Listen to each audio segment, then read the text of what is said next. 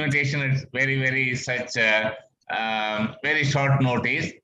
So I first welcome our Honorable Vice Chancellor, sir, for accepting our request. This is again as a very short notice. This National Education Day has been arranged here. Before our resource person gives his view on the multidisciplinary approach to education, I request our Honorable Vice Chancellor to provide the opening remarks. Good afternoon, and I'm extremely happy to be part of this. Am I audible? Yes, sir. Yes, sir. You are audible. Yeah, extremely happy to be part of this program on National Education Day.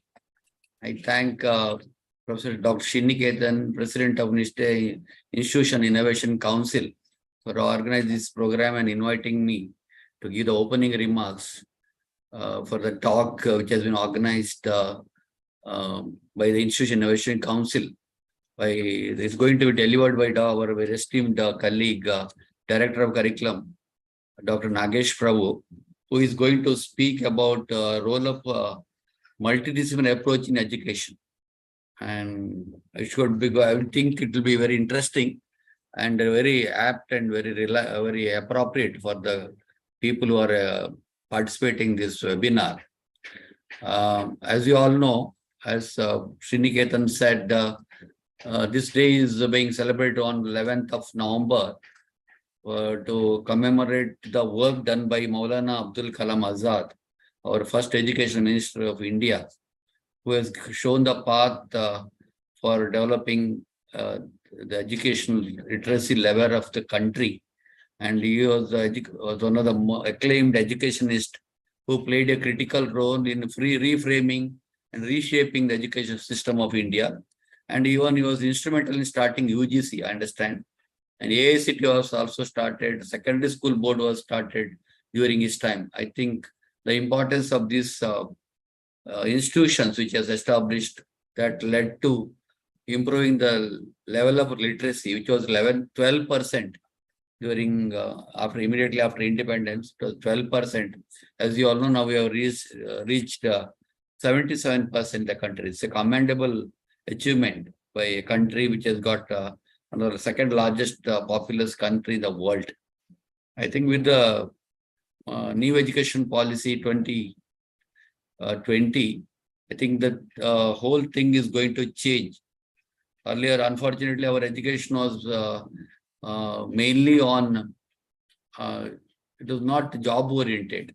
It was mainly to get the degree, to get the marks and get the degree. Now the discourse is changing to how to make them employable and entrepreneurial bent of mind to be created among the student. So new education policy has got a lot of new things to offer. And I understand this year's theme is changing course, transforming education. And it's a very right time that we are going to discuss about the new education policy. Our education, as you all know, dates back to 5000 BC, when we had a Gurukul system, and access to education was limited to very small number of people. They used to go to the Guru and get educated. That the things gradually change. Now, teacher has to go near the students and teach them. So that is what called Shishya Kul has come. So the whole scenario has changed. And during COVID, even Guru and Shishya, they had no contact. They connected through the digital world. So Digikul has started. I think now we have got both Shishya Kul and Digikul are working together, and technology is helping us to reach more and more people. I think the technology has to be adapted for our advantage. That's now again the advantage that this technology we are seeing how Nagesh is somewhere and I am in another room and the listeners are in another place, but we are connecting each other. I think and the ODL distance learning is going to take up, and our university is also planning to start ODL program so that we can offer larger number of students in the years or days to come. I wish with the program success. And Nagesh will be giving an enlightening talk about a new education policy and how it's going to change our perception. Particularly the university, after getting our off-campus into our ambit, the whole scenario has changed. Now we truly have become multidisciplinary, multi-locational university. I'm very happy to note that medical and engineering faculty are coming together to bring new orientation for our learning, and definitely will take not only learning, and it will end up with better understanding of the subjects. We come out with very innovative ideas. Innovation should be part of our education. Unless India becomes, knowledge should be converted into skill and innovation and entrepreneurship, I think we will not have any major role to play in the growth of the economy.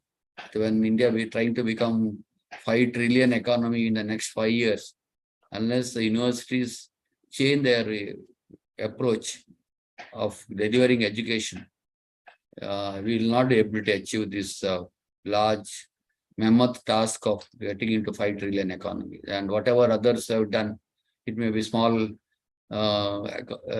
countries like even Korea or Singapore or Hong Kong, Taiwan. It is totally because of their innovation and entrepreneurship. I think that is an area of interest for us, for the university. I hope this talk will be very interesting. We'll carry very pleasant experience of this talk. Wish you all the best. May God bless you. Thank you, sir. Thank you. Dr. Nagesh Prabhu does not require much of introduction to this audience because all our native family members, they are virtually also in YouTube. But to provide an insight, Dr. Nagesh Prabhu is a professor of electrical engineering, basically belong to electrical discipline, and he held the head of the department and various posts at Nitte Memorial Adyanta Institute of Technology, Nitte, NMIT. Currently, now he is holding the post of Director, Curriculum Development of the Nitte deemed University. I, on behalf of the University and Innovation Council, now welcome Dr. Nagesh Prabhu to provide us a talk on multidisciplinary approach, because this is the talk of the many of the higher education institute implementing the new education policy. I think his talk will be very useful for all of us today, and how to approach the multidisciplinary learning in this current new education policy implementation in the university. I now invite Dr. Nagesh Prabhu. Thank you, sir. Sir, I will share the screen first. Yes, sir.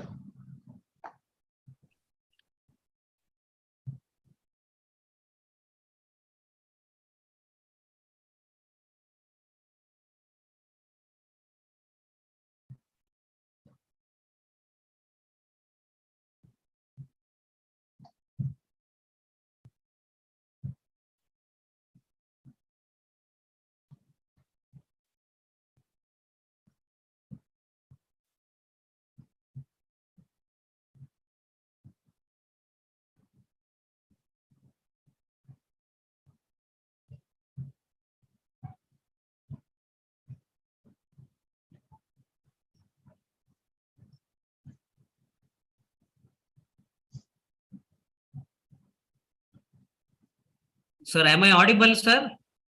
Yes, sir. Yes, sir. Audible. Yes. Yeah, screen is visible, right? Screen is visible. Yes, sir. Yes, sir. It is visible. Yeah. You can go ahead. Yeah. Thank you, dear colleagues. So we are all in one university, and so let me brief about the role of multidisciplinary approach in education. So it is not something which is new, and we are all aware of the requirement of multidisciplinary education. And whatever that little I have understood, I thought I will share with you, and let this presentation be interactive one, and you can please stop me in between. So Yeah, today's presentation will just go like this. What is education? What is the purpose? And what are the objectives of NEP 2020? And why we have to go for a multidisciplinary education? What is the terminology with respect to liberal education? And what is that we focus beyond 2030? And the curriculum, whatever we develop in view of implementing multidisciplinary education, what are the implementational challenges? And finally, our aim should be to develop holistic individual. What are the expectations of or expectations from this holistic individual? So we will touch little on all these aspects. So what is education? So it is all Latin terms will say like this: educatum, which means the act of teaching or training. Educare means to train or mold or to raise. Educere, which means to lead out or to come out. But all this finally is to nourish the good qualities in humans and draw out the best in the individual. So this is what is the education is concerned, and to develop the innate inner capacities of man. This is most important. And when we look at this saying from Upanishad, Swadeshe Pujyate Raja Vidwan Sarvatra Pujyate. So this is the importance of education. A king's reverence is only restricted to his kingdom, but whereas the learned wise is respected by the whole world. So what exactly the Upanishad means? So it is to be seated at the feet of Guru to receive the teaching. So now this scenario is slightly changed. So no one sits at the feet, as rightly pointed out by our Honorable Vice Chancellor, Shishya Kula, or the different locations we sit. So, but whatever the case may be, finally, one need to get associated with the Guru, or one need to get associated with the teacher in order that some learning or to have this education, or in order to have some kind of learning to happen. So Upanishads, according to Upanishad, education is that whose end product is salvation. And as far as Rig Veda, it is meant for self-reliant. So whatever the process which can make the man self-reliant and selfless, so that is regarded to be education. Rabindranath Tagore says the highest education is that which does not merely give us information. So information just comes, just by reading also it comes. But finally, what need to be made is to make our life in harmony with all existence. So unless we achieve this, it is not deemed to be called as a highest education.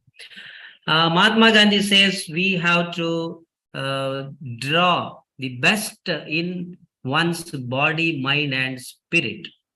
So that means finally it is the process which draws the best from human's body, mind, and spirit. And in this process, the holistic development of the child to happen. So the very purpose of education, the just getting a degree, a graduation or post-graduation or administration degree is just not sufficient. So we can only say that he is the degree holder.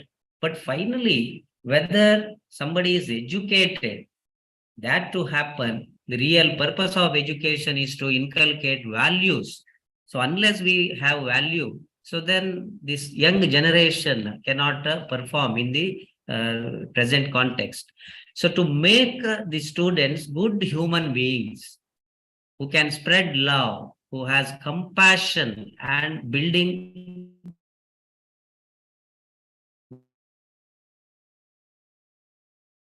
world, a place free of crime, of respect to laws, respect for women, concern for elders and children. So if this can happen, definitely the purpose of education is served.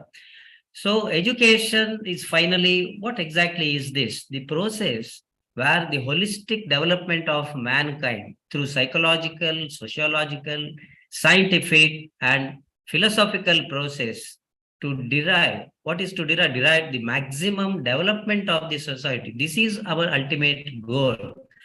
And this should be done in such a way that maximum happiness and prosperity is derived. So unless maximum happiness, unless maximum development of the society, unless the society prospers, the purpose of education is not served. And it should also generate the development of individual according to not only his needs, according to the needs of self and also the demands of society. Unless the education fulfills the demands of society in a constructive manner, so the education purpose is not fulfilled. And education is to render services for the betterment, upliftment of individual, society, country, and in all the world. So what it provides to us, a truly educated person, he should be ready to accept challenges. Whatever the challenge comes in his way, day-to-day life, or the challenges faced by the world. So one need to accept challenges. And whenever challenges are accepted, where is the comfort? So we should be out of, or the student should be out of the comfort zone in order that some learning to happen and work to enhance the society and people around him. So the very saying from Sanskrit, Vidyarthi Tyajet Sukham. So this is what is meant as out of the comfort zone. Out of the comfort zone. And if this can happen, then definitely this is the first step. Coming out of comfort zone is to happen in order to accept challenges and live up to meeting the challenges.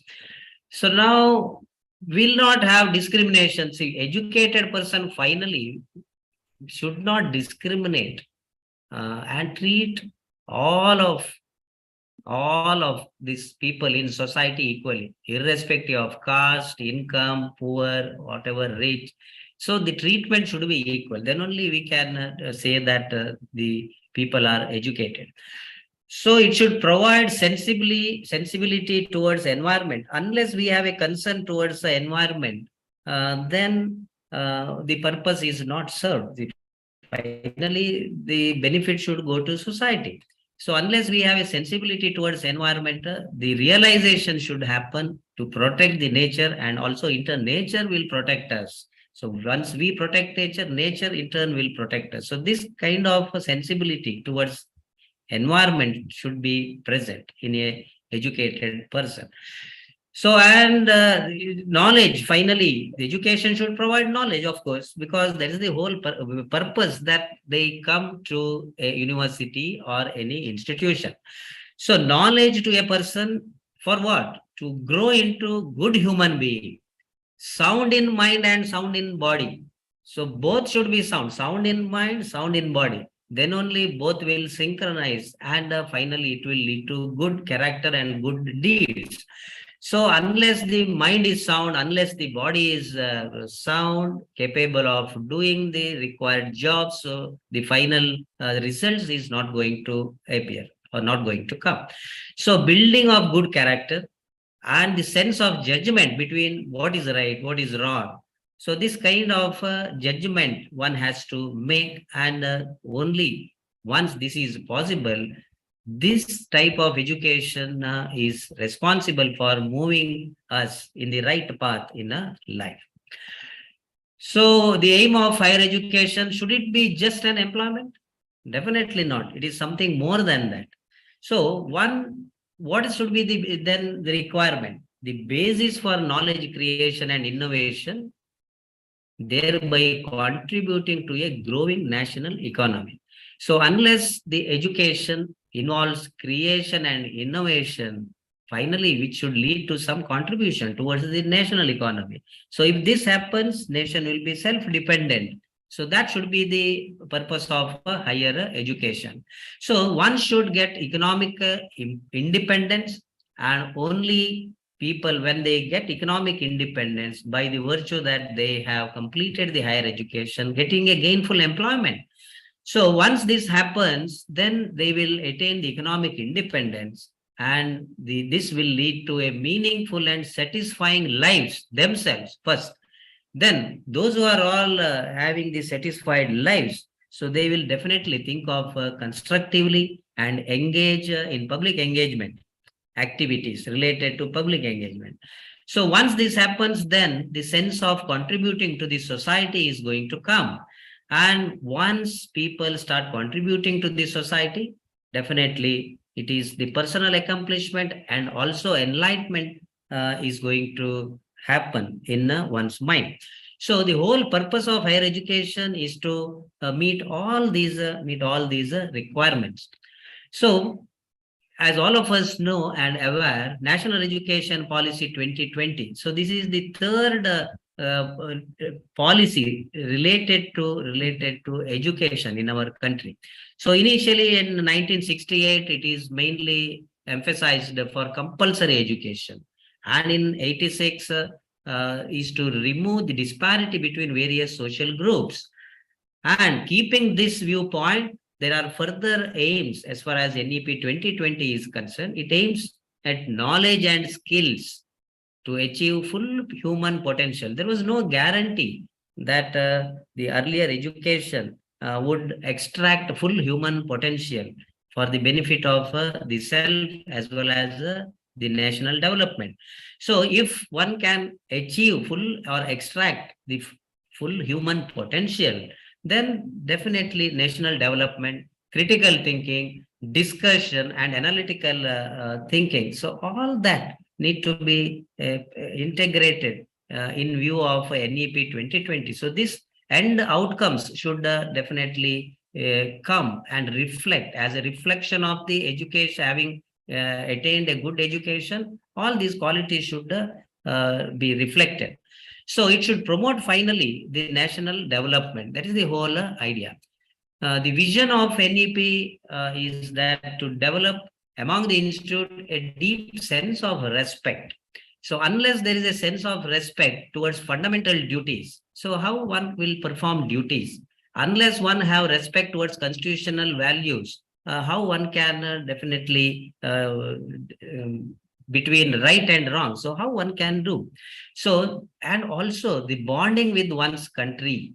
See, one's country, the bonding with the parent, bonding with the motherland. So this is definitely required in order that though people go out for studies, see, finally they should return to our country unless there is a bonding with respect to one's country. So whether this is going to happen? Definitely not.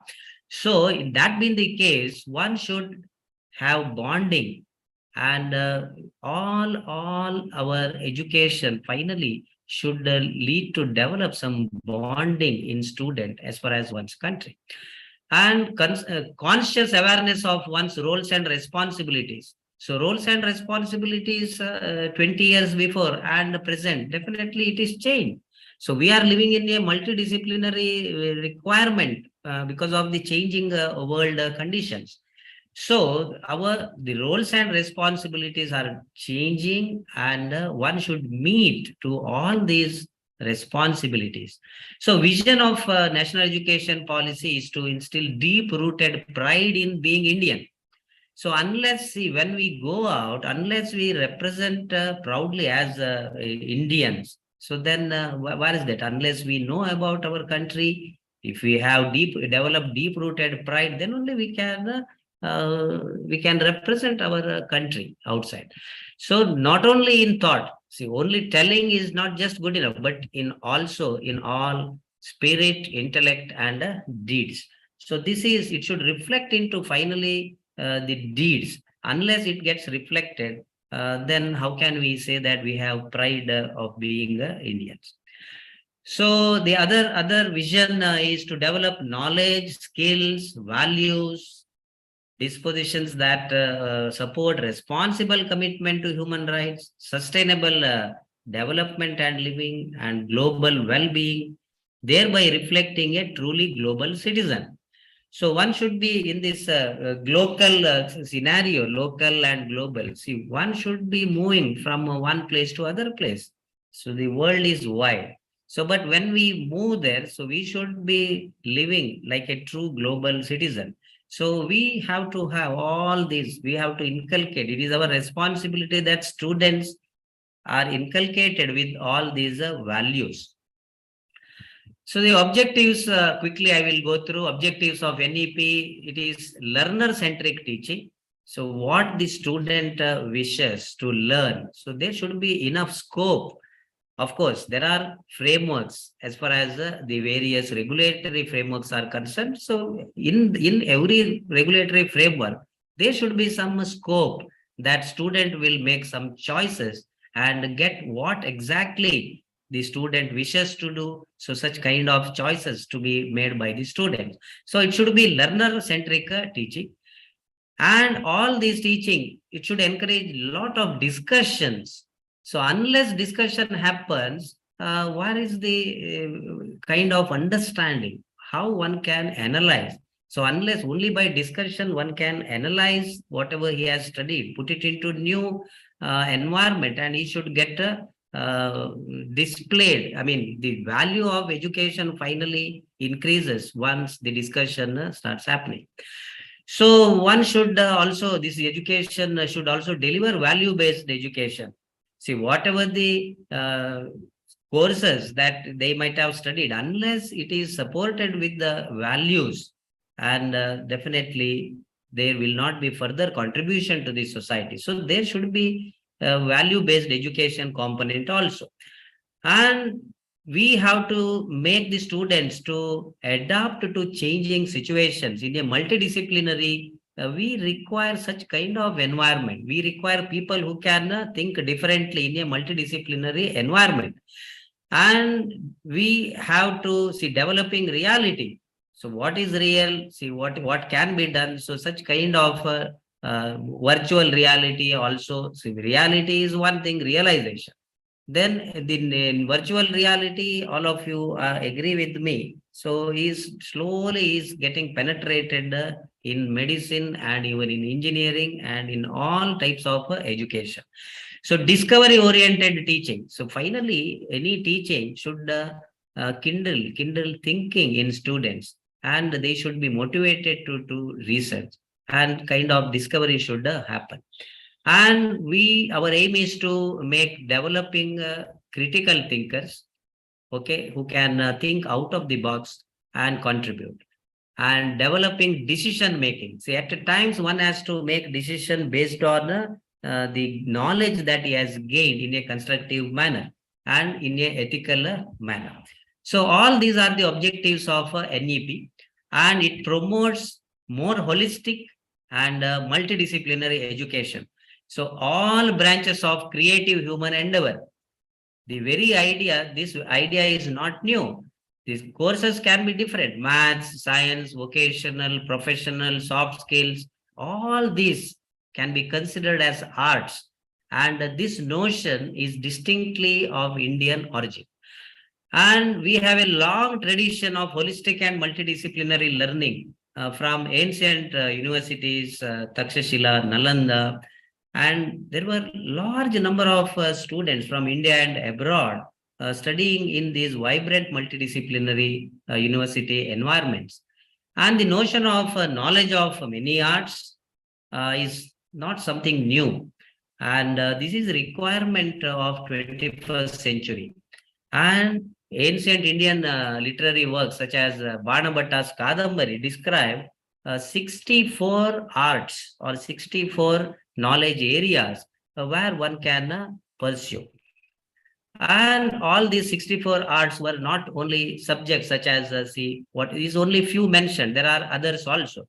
So arts fields such as singing and painting, scientific fields such as chemistry, mathematics, and other scientific courses, vocational fields such as carpentry and cloth making, professional fields such as medicine, engineering, and soft skills such as communication, discussion, and debate. All these were mentioned, and they are the part of 64 kalas or arts.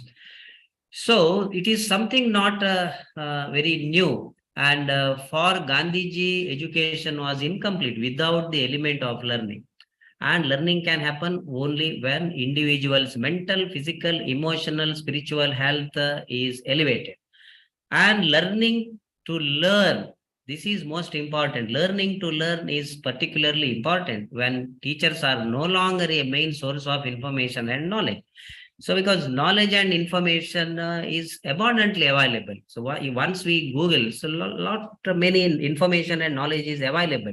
So one should be able to make learning to happen through self-study. So we have to train students how to make we have to train the students. So that means whenever some learning to happen, so there is always a quote in Sanskrit, Acharyat padamadate, padam shishya swamedayat. So that means 1/4 of the total knowledge, whatever we gain, approximately, need not be exactly 25%. So 1/4 of the total knowledge gain comes from the teacher. Then 25% or 1/4, padam is 1/4. So padam shishya somedaya. So that means the student should learn by himself. Shishya somedaya, by his own efforts. So he should be able to learn. So learning to learn, so can be mapped to this one particular aspect. Then the third is peer learning. Okay. Padam sa brahmacharishya. So that means with the peers, we can definitely able to learn. And the remaining 25% kala kramenaya. So that means with the passage of time or by experience. So as the experience grows, so definitely we will be more and more knowledgeable, and we will get a kind of enlightenment. So national education policy has given prominence to the idea of learning, which is holistic, integrated, inclusive. So education should be for everybody. Everybody should be the part of a education process.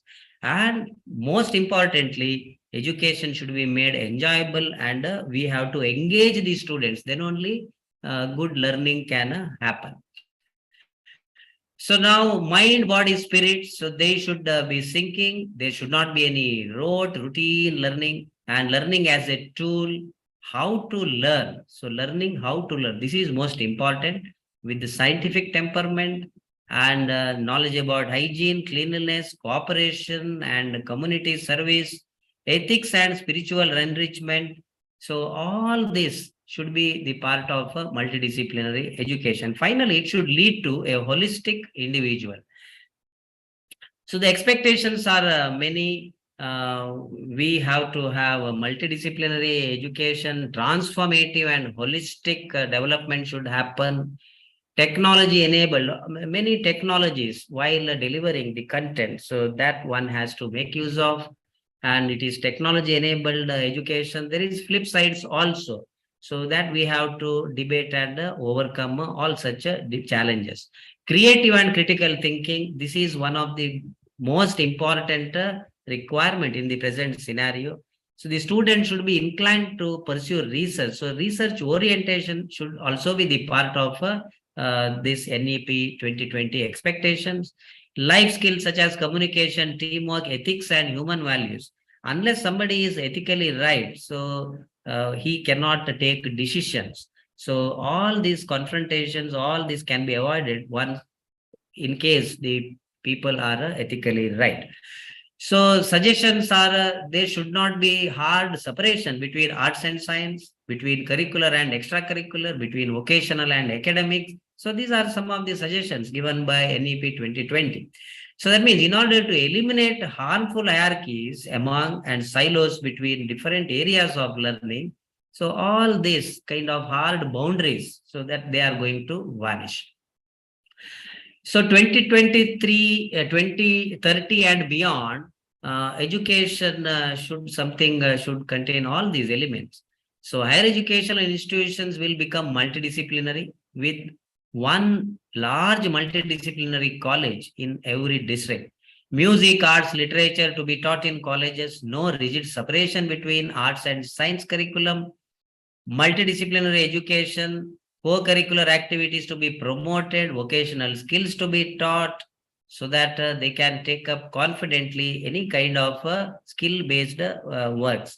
So premier institutions will have to follow holistic approach and multidisciplinary education with the introduction of more arts and humanities. So how can this be done? So by developing learners into holistic individuals.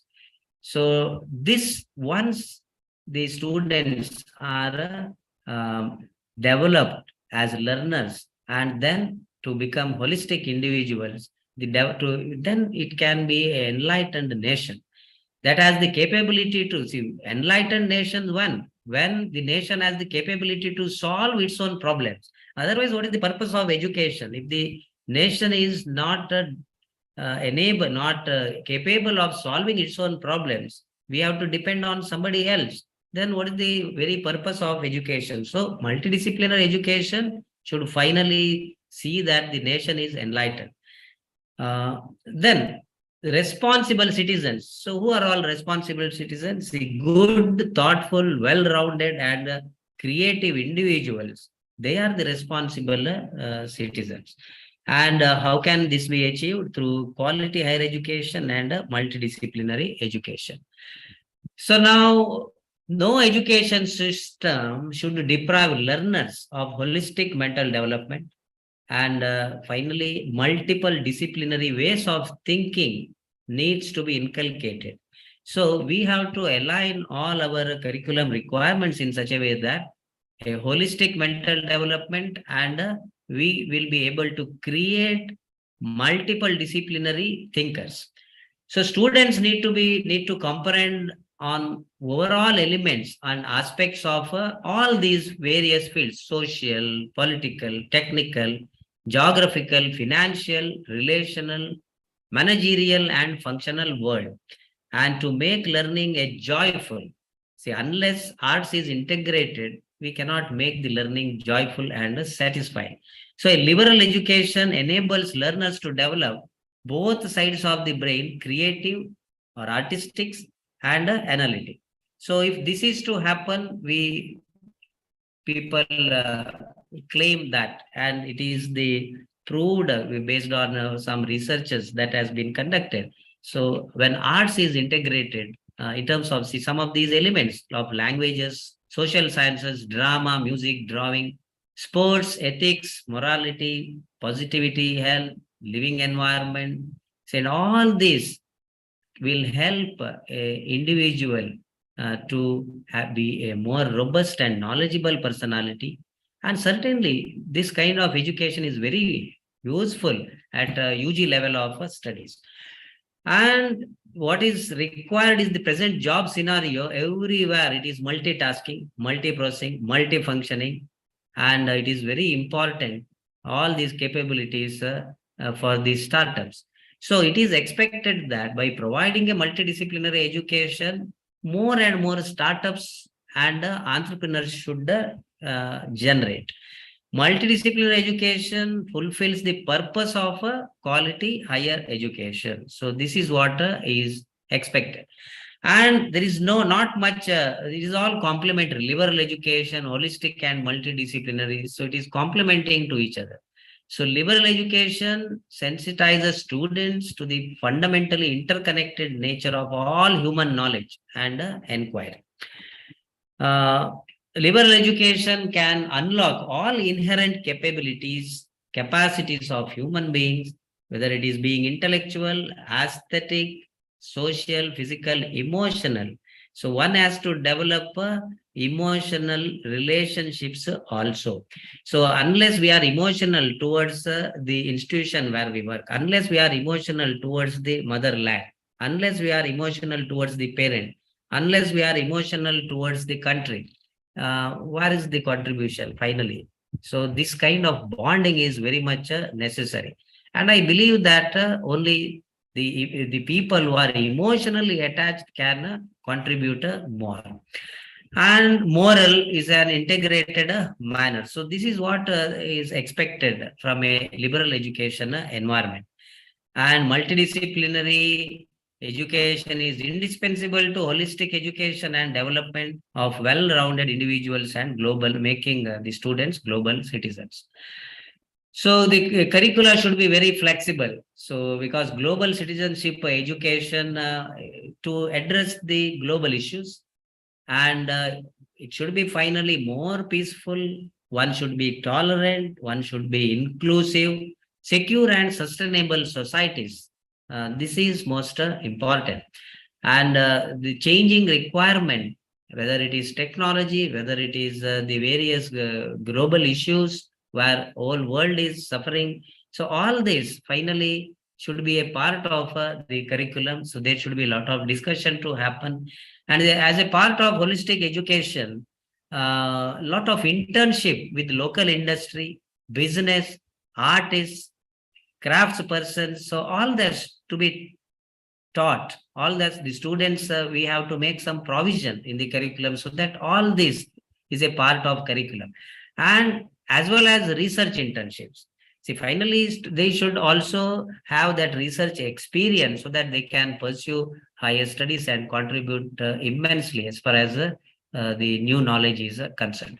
So, students should actively engage with the practical side of their learning. Only then some kind of product will develop, and they better understand the various courses. So that means whatever they study, they should practice and improve. See, all these efforts finally should lead to improving the employability. So unless we change to adapt to the changing requirements of the world and technologies, we will become obsolete. And historian Yuval Noah Harari says we will become useless class. So we should not become this type of, so we should be able to make our students should not be obsolete and should not be useless class. Finally, the education should make them to work in the multidisciplinary environment. So when it comes to multidisciplinary environment, as far as the engineering is concerned, there are 14 grand challenges. So you name any area of the concern, so then it should reflect into all these grand challenges as far as the engineering. Similarly, there are 17 sustainable developmental goals, and any research problem we take, it should fall into any of these categories. Scope of multidisciplinary education is enormous because we require skilled workforce, and this requirement is increasingly in greater demand. So the students with the multidisciplinary capabilities will have a better chance that their employment or employability perspective, they have a better chance. So climate changes definitely need to be addressed, and this will increase the pollution and depleting natural resources. And we may require skilled personnel in multidisciplinary aptitude who can work in biology, who know the essence of biology, chemistry, physics, agricultural, climate science, and social science also. So it doesn't mean that only medical and engineering to be integrated. So there's a lot of other courses where alignment of curriculum is required. So under the growing emergencies like epidemics or pandemics, collaborative research is definitely needed in view of development of vaccines. And there is a huge demand as far as the humanities and liberal art integrated programs. The outcome should be one should have expertise in more than one specialized areas of interest at a deep level. And it should address all the 21st century capabilities across a range of disciplines, what is mentioned here. And it should finally able to build the character. Building the character with ethical and constitutional values, intellectual curiosity, scientific temper, creativity, spirit of service. Disciplinarity, intradisciplinary. So I will just quickly go through this. People work within one discipline, or it is a single ingredient. There is no mixing. But when it is cross-disciplinary, you can see just like vegetables, class of vegetables put in a plate. So, but it may result into a dull meal.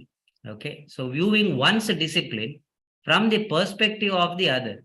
And there are many ingredients on their own. So still ingredients are visible and distinguishable. When it is multidisciplinary, there are several different disciplines, each providing different perspective. So just like, for example, you take a salad bowl, ingredients remain intact, but they are still distinguishable. We can make out which piece is come from, whether it is from carrot or whether it is from cauliflower or whatever, broccoli. So multidisciplinary and interdisciplinary contribution is required. See now, so suppose if it is a stew, ingredients mush into each other and there are only partially distinguishable. So, but when it comes to this, it means there is a lot of synthesis between various disciplines, and but still a part is distinguishable. So, when it comes to transdisciplinary, the unity of intellectual frameworks beyond disciplinary, and there is more synthesis, more than interdisciplinary, and it's like, say, a cake. See, you cannot distinguish what are the contents in it. So interdisciplinary, working within a single discipline, cross-disciplinary, viewing one's discipline from perspective of another, multidisciplinary, people from different disciplines working together, everybody draw on their own disciplinary knowledge, interdisciplinary, integrating knowledge and methods from different disciplines, using a real synthesis of approaches, and transdisciplinary, creating a unity of intellectual frameworks beyond the disciplinary perspective. So disciplinary pertaining to one academia, interdisciplinary pertaining to two academic areas, transdisciplinary is pertaining to academic areas and also the other stakeholders from policymakers, from civil society, etc. So a problem definition and solution in multidisciplinary, there are a single problem or solution can have different disciplinary parts. But in interdisciplinary, say there are two disciplines or field of practice, A and B, and combination of these two will generate a new discipline, where a new discipline or field of practice, and the problem and solution will emerge from this new discipline. When it comes to transdisciplinary, there are a lot of other academic, non-academic areas also. So like stakeholders, policy making. So we have to integrate all this, and finally the complex problem situation and the solution is resulted. What is multidisciplinary? So I will just skip on this. So it is same thing. So multidisciplinary is additive, interdisciplinary is interactive, transdisciplinary contains higher level of synthesis. And a simple product which is familiar to all of us is the oximeter. So which is kind of a multidisciplinary product. So these are the various, see, oxyhemoglobin and deoxyhemoglobin will have different absorption rates, and two LEDs emitting at different wavelengths, and scattered light is collected in a photodiode, and embedded system calculates the values, and this entire system can also be integrated with Bluetooth connected app. So it requires the knowledge from various disciplines: basic biology, blood flow, optical characterization, electronics, embedded system, product design, is mechanical engineering. So this kind of the students who are trained in different disciplines, so then only such a product can emerge. So our basic focus is to make students learn. Okay. So what is the implementation? There are various challenges. So how does a student learn finally? So how do we handle such situations? So student learn when he listens, reads, and observes things, writes, solves, makes mistakes. Making mistake is also a part of learning. And not only that, one should realize those mistakes. So then only some learning happens.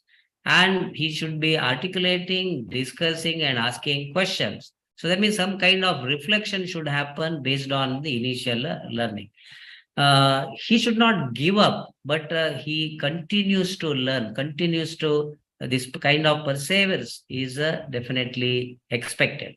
So learning happens only when a student spends quality time. So that means unless student spends quality time, the learning can never happen. So that's why kind of self-study is required. So it is focusing in class. There is, as I said earlier, almost 25% from teachers, 25% from self-study and peer discussion. So many aspects will finally lead to a good personality. And associated problems see, students are always think of examinations, scoring high marks becomes the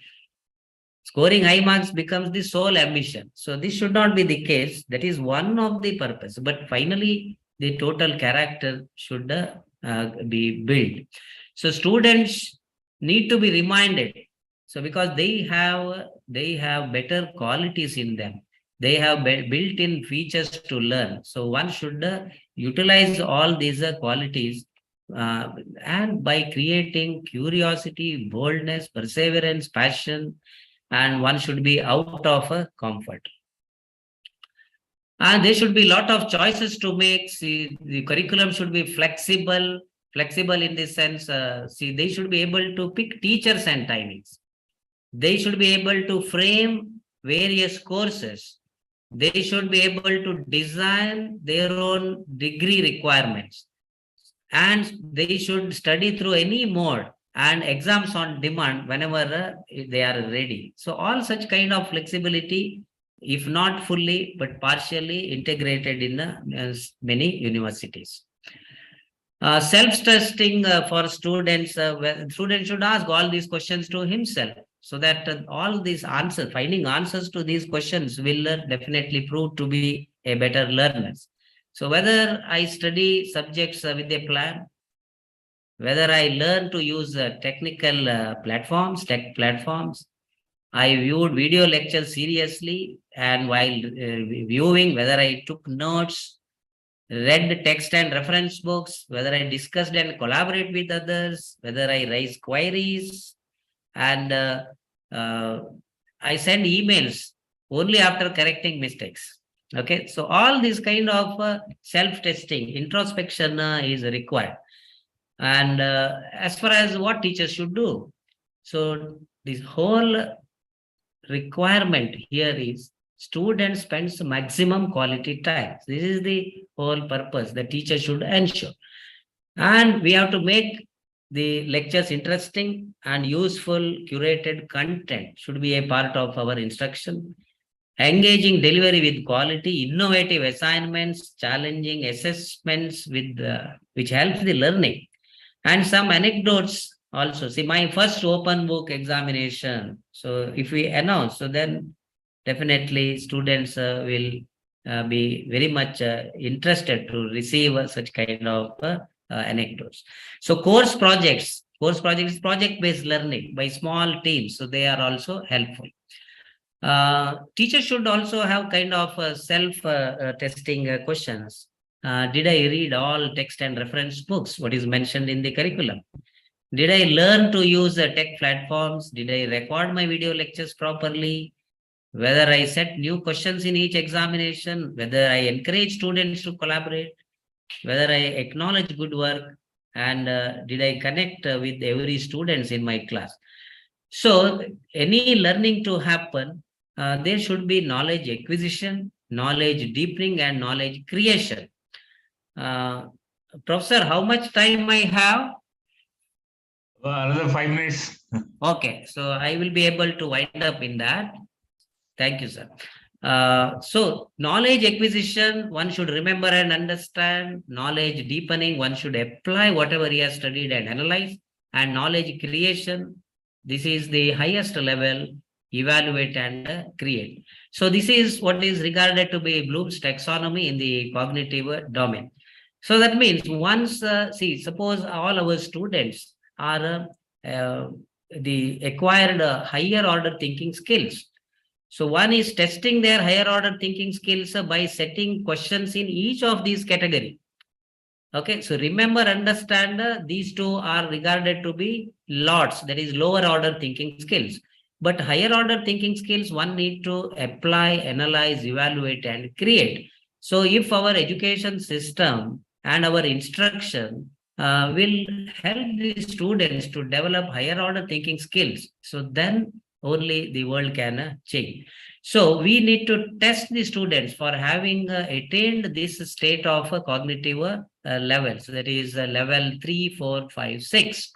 So once we say that, okay, our students are good in terms of knowledge creation, whether it is just good enough, definitely not. See, they should develop feelings. So unless there is some willingness to receive information, unless there is a willingness, what changes can happen? And active participation in own learning. So one should actively participate in own learning. See, this can happen only when one develops a feeling, one who develops a bonding. So only then, see, this is called as affective domain. And there should always be a commitment and organization, the organization, they should have a relating and synthesizing values. And finally, integration of beliefs, ideas, and attitudes. This is going to help in building the feelings, or we can say that people develop the concern towards values, people develop good attitude. So unless this happens, unless somebody gets elevated to this affective domain, this is the second domain of Bloom's taxonomy, then the learning outcomes, you can see, one should participate, one should embrace, resolve, relate, display a willingness to communicate. Okay, unless there is a display, one should communicate well. See, then only kind of participation, embracing with responsibility, resolving the conflicts, relating to participants with an ethical and humane manner. So finally, accept the need for professional and ethical standards. So all these are the learning outcomes in affective domain. So once people develop feelings, then it will come into action. So that is called as psychomotor domain, which involves coordination of brain and muscular activities. And all this coordination finally results into some active verbs, kind, bend, grasp, handle. Say, as far as the medical field is concerned, experimentation, and then testing, okay, perform skillfully. Okay, so one should see, otherwise, what is the whole purpose? If somebody develops only knowledge without feelings and without the knowledge coming into action, the whole purpose is lost. So that's why all these domains, development of a student in all these domain is extremely important: cognitive domain, affective domain, and psychomotor domain. This is psychomotor domain checks whether he has laboratory skills, whether he can inspect, investigate, and analyze, and presentation, all that. So finally, holistic individual. This is all our final requirement as far as the multidisciplinary education is concerned. What do we mean by holistic individual? When we call a holistic individual is emerged. So definitely we have to have multidisciplinary and holistic environment for the learning to happen, and it should develop good intellectual. And good intellectual are intellectually sound. They develop good knowledge as far as the various discipline. One discipline is not just good enough. And emotionally attached to society and nation. See, motherland. See, there is a saying in Sanskrit. There is a saying in Sanskrit, Janani Janma Bhumischa Swargadapi Gariyasi. So that means the mother and motherland. is better than heaven. So such kind of emotions, a lot of such Sanskrit sayings were present, and unless one develops some interest in reading them, see kind of emotional bonding. Okay, so that will bring the people working abroad back to our country and contribute for the nation. So unless such kind of emotional feelings are developed in students on the learner, so this is not going to happen. So then the culturally connected to the root. Okay, so unless we follow our culture and a strong root in our culture, so then it is not going to be contributing as far as the national development. And also one should be physically strong. If somebody is physically weak, how does he contribute? So we have to have a physical related exercises and knowledge about that, knowledge about sports and physical education. So all such components should also be present. Social connectivity. So this is mostly important. Every component of all this multidisciplinary holistic is important, because finally all together we have to have a holistic individual. So one should know how to get connected with the society, how to solve the societal problems, society engagements, and one should have developed the aesthetic sense. Unless we appreciate see our monuments, unless we appreciate the deeds which is done by our ancestors, so then what is the use finally? So one should develop aesthetic sense, and when all this are integrated, then only we say that we have developed or the students have been developed to become a holistic individual. And conclusions, the scope of multidisciplinary education, we have discussed the component of curriculum in multidisciplinary environment and holistic education, we have detailed, and what is that expected from a holistic individual is also outlined. So, Professor, if we can have any quick questions, so I will be ready to, I'll be happy to answer. Anyway, you are the insider. If anybody is interested, they can always approach you. Yes. And thank you, because you have talked from the definition of education from different angle, from Vedas to Rabindranath Tagore, and you also talked about the discovery orientation in our teaching learning process. I think you have given large ideas about the holistic and multidisciplinary approach in our teaching and learning process, because you have so much of knowledge on Sanskrit I came to know today. I think our colleagues must take advantage of the presence of Dr. Nagesh Prabhu, because I was forced to say, sorry, you have to cut down your thing, but he has so much of knowledge on the kind of evolution of our education from the curriculum to the present new education policy, and how we have to approach to this holistic and multidisciplinary approach. That is the future. Of course, the NEP gives, but he has also brought out how a situation. On the other day, Dr. Anand he said, see, traditionally our approach in our university is some degree and job. No, it is not the purpose of education, as he has rightly put it. It is the refinement of our mind to apply this concept, whether it is physical or aesthetic or skill oriented, whatever it is. Our Dr. Nagesh Prabhu has brought out excellently. Sir, on behalf of the university, on behalf of the Innovation Council, thank you very much for your support in delivering this talk. My only request to all my colleagues here, as well as in the YouTube, our student friend, please approach him, because he has got a lot of abundance of knowledge on this multidisciplinary thing. I think this is time that we should take advantage of his presence here in the university and his knowledge base. Thank you very much, sir. Thank you, sir. Thank you, sir.